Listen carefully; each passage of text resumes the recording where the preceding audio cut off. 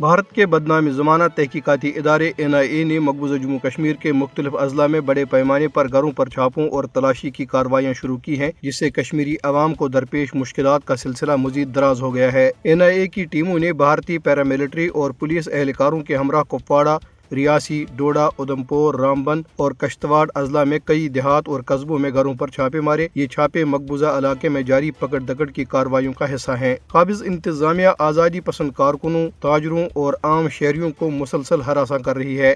چھاپوں کے دوران کپواڑہ میں ایک جھوٹے مقدمے میں معروف کشمیری تاجر منیر احمد بانڈے کو گرفتار کیا گیا۔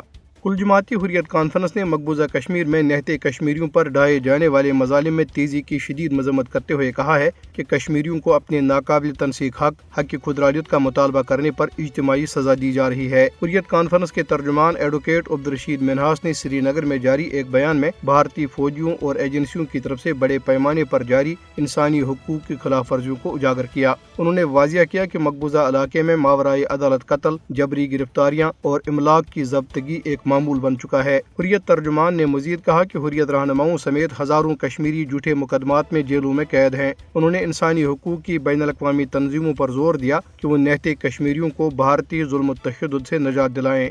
ادھر ضلع پلوامہ میں بابہارا اور مونگاما سمیت کئی دیہات کے مکینوں نے مودی حکومت کی طرف سے ان کے علاقے میں بچھائی جانے والی ریل کی پٹری پر شدید تحفظات کا اظہار کیا ہے۔ پہلے سے شدید معاشی مشکلات کے شکار لوگوں کا کہنا تھا کہ ریل کی پٹری سے ان کے باغات کو خطرہ لاحق ہے اور باغات ان کی آمدنی کا بنیادی ذریعہ ہے۔ دریں آئندہ سال حج کے لیے درخواستوں میں 55% کی نمایاں کمی دیکھی گئی ہے۔ گزشتہ سال موصول ہونے والی 8147 کے مقابلے میں اب تک صرف 3602 افراد نے ہی حج درخواستیں جمع کرائی ہیں، جس سے مقبوضہ کشمیر کی بدترین معاشی صورتحال کی عکاسی ہوتی ہے، جو کہ ترقی اور خوشحالی کے مودی حکومت کے بیانیے کے برخلاف ہے۔ انہوں نے مزید کہا کہ دفعہ 370 کی منسوخی کے بعد جموں کشمیر کی زمینی صورتحال خوشحالی کی مودی حکومت کے دعووں کے بالکل برعکس ہے۔